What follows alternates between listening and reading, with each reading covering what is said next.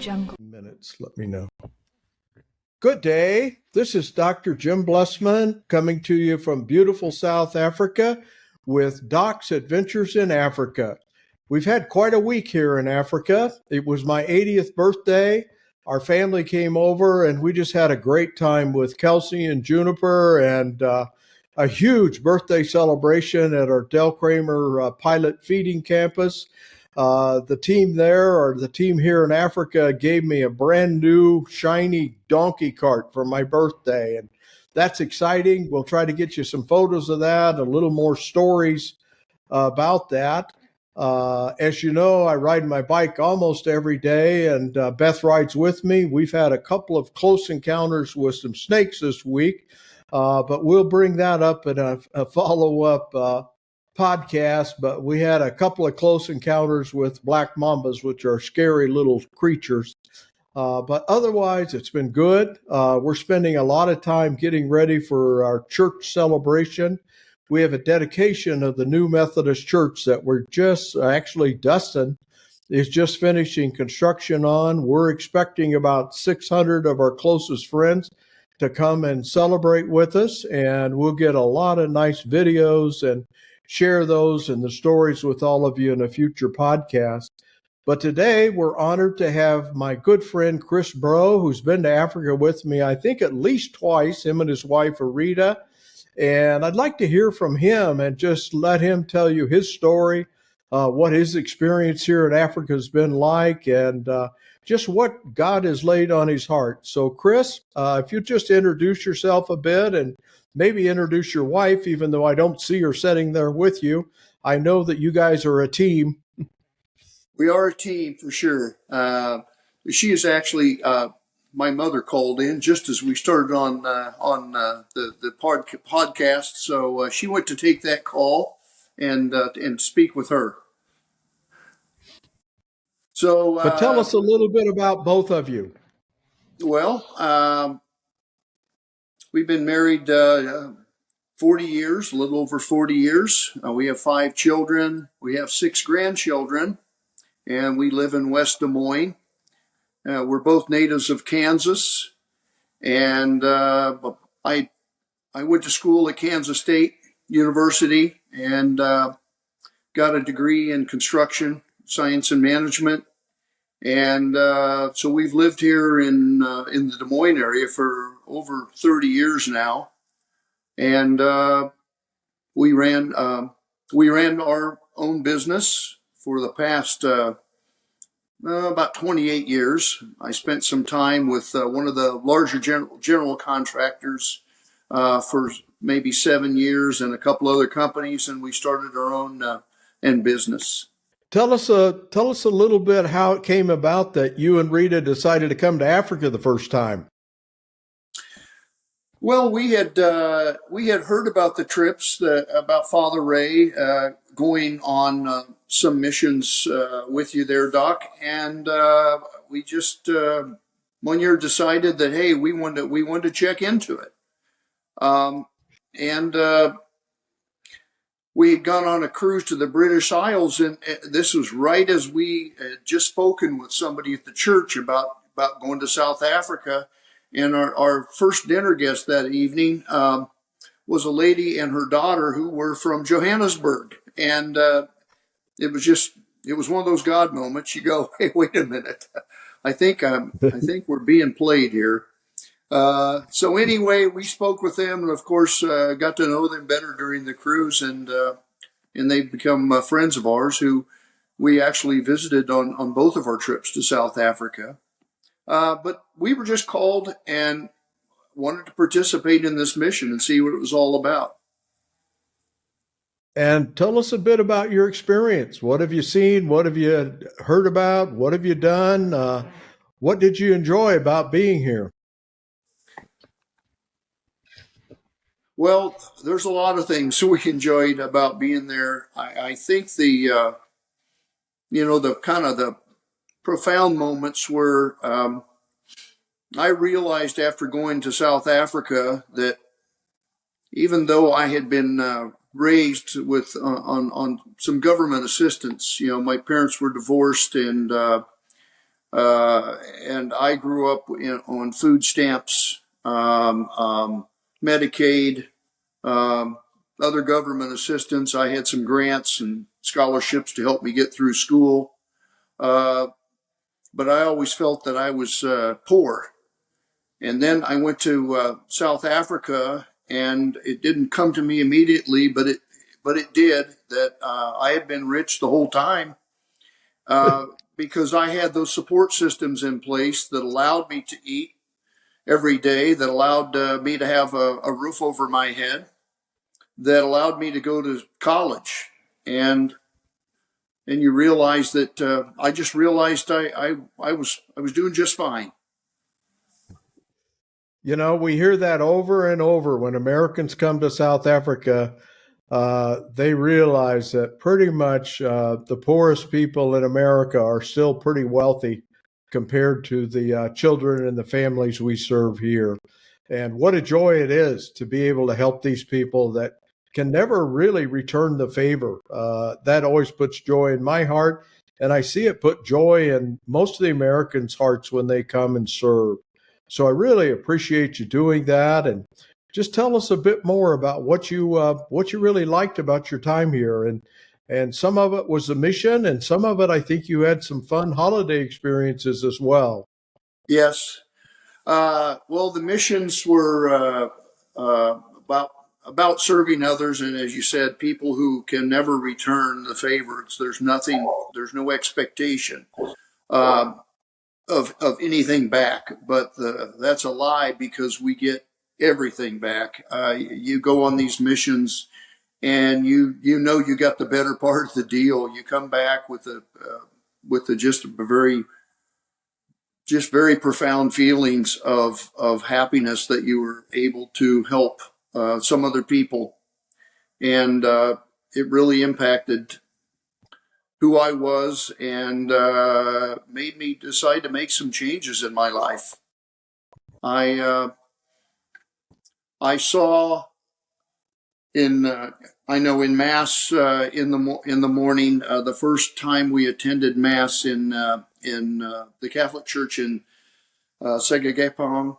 I know I butchered that pronunciation, but um, and so we entered this church that was a very plain church, no frills, no piano, no organ, no PA system, and then mass started, and they started singing, and I know that we Americans, we just looked at each other like, oh my gosh, where is that sound coming from? And the happiness in these people was just, I mean, it just spilled over into you. And so that's, I learned my second lesson there, that it obviously doesn't take money to buy happiness, because they just were extremely joyful, and treated us like, their long lost friends. And it was just a wonderful experience. And we had the same experience again at Mountain View, and um, in church there. We had the same experience over and over again. The joy in people's hearts, and um, it struck me pretty deeply, uh, to the point where I began contemplating shutting my company down and just getting out of the business. Wanted to have I wanted to have a little bit more in my life than just going out and building and collecting profits. And I wanted to change my life, and so between And trip number one and trip number two, we did just that. you're an amazing builder, and I think some of you saw the toilets at St. Omar's Church and a church in Sahakaping, and you did something about it. You want to share with us what your team or what your church has done to correct that terrible situation, the toilets that this church had to use? Well, I noticed as people were approaching the church, I looked around and saw they just didn't have any toilets, any whatsoever, not even the long drops. And I saw an elderly lady come being delivered to church in the back of a pickup truck, and I got to thinking, uh, what are these? what do these people do? If they live a mile or two away and they have to walk to church, where are they going to go? And so, in a conversation with Steve Ackerson, who was on the trip with us with his wife Roxanne, we decided that this church and another one at St. Omar's, that they needed some dignified sanitation facilities, and so we worked to raise the money to build these restrooms. He's an amazing individual we've worked with for 10 years, and I just love him and love his approach. And I can see why so many of you follow him over here time and time again. Father Ray is pretty special, and I've enjoyed so much our trips to South Africa with him, and I just like how he. I love the story about how he took some convincing to get him to go, and then Oh yeah. and once he made that first trip, it was like the fly caught in the spider's web. He couldn't get out of it. He didn't want to get out of it. He loved it and returned so many other times and brought a lot Oh of yeah. people. And we love him. You being in construction, I think you've been kind of fond of our water projects. You want to tell our audience what you've seen and the way Dustin is so successfully doing water projects and gardens and all of that. Well, the water projects are Yeah. kind of like the restrooms. They'll continue to give off for long periods of time. They keep producing water. You make the investment. Yeah, you might have some maintenance occasionally, but it's the gift that keeps on giving. And as are the gardens. When you teach the people, provide them with the resources, water, and the knowledge and the know-how with Johanny and the people teaching them how to grow their own vegetables and their own gardens. Those things, they keep going, they keep giving, and so I really like those kind of projects because the food packets that are sent over, they have a pretty short life. Once they're consumed, they're gone, and you have to keep doing it. But your approach to trying to provide this sustainability and the water wells are just great. And we were so fortunate to be there when they hit water on the 70th. Well, I'd been part of a drilling, a lot of drilling rigs before. They were always on construction projects, and the idea was to not hit water. Yeah. So this was the first one that when the water started, shooting up, we were, everybody was cheering. Oh, and boy, these African ladies, when they cheer, they they shake the earth. They just sing and dance and celebrate when we hit water. It's so fun to watch them. Chris, you're a pilot. What's your experience been of flying here in South Africa? I think you had some enjoyable times with our son Dustin up in the air. It's just wonderful to take off and over another continent. So that was exciting for me, just getting in the air in Africa. And a funny story: the first time when we were kind of finishing our trip, and he was coming around to land at Mokopane, I looked down and I saw the big X on the runway. Well, in America, that means this runway is closed, do not land. And I tapped Dustin on the shoulder and I said, Dustin, there's an X on the runway. And he says, yes, there is, and proceeded to land. He says, over here, it's just kind of a suggestion. So that was pretty funny.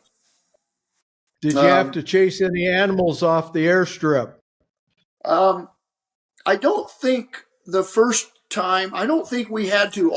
There were some in the area. There were some in the vicinity, but at the time the runway was clear. But Dustin did tell me that he's had to just do a fast taxi before to clear the runway so that he could even take off. That was back when he was out at the farm.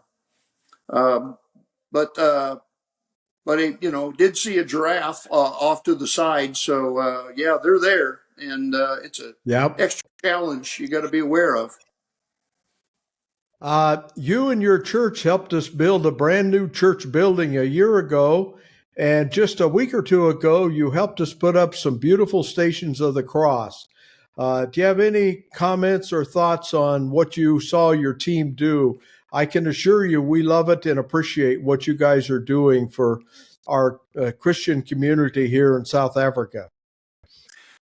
Well, St. Faustina's, I saw photos of the old church, which was a little more than a shack.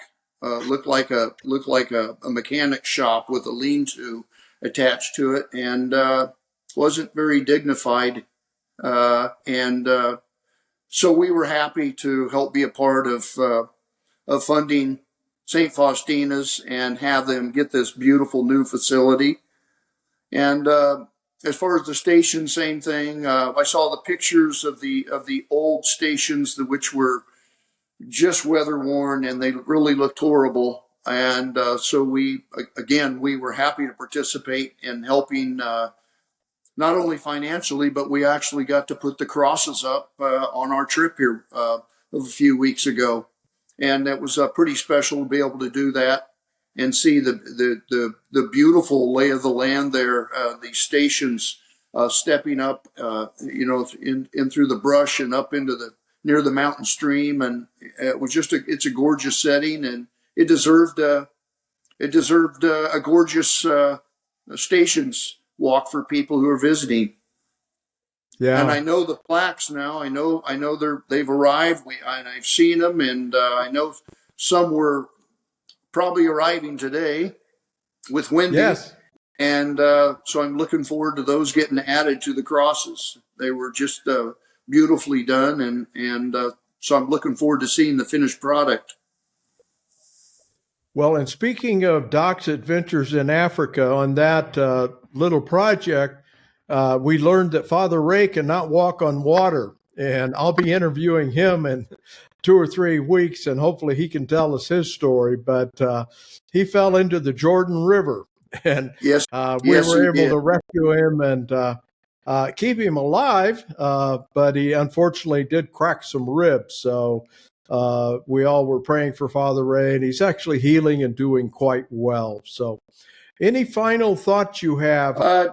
Doc, I just want to say to you and Beth and everybody that, we have participated in some missions with you, and we've done some other missions in our life, but the fact that your whole retirement is one big mission trip. I applaud you for that, and I'm happy to call you my friend, and you keep going. We're happy to support you. I don't feel retired. I don't even feel like I'm working. I love what we're doing here, and I am so blessed. And it's people like you that make it easy and gives me joy in what we're doing. So please come back to Africa often and stay longer each time. And give that wife of yours a big hug for us. Thank you so much. All right, Doc. Thank you.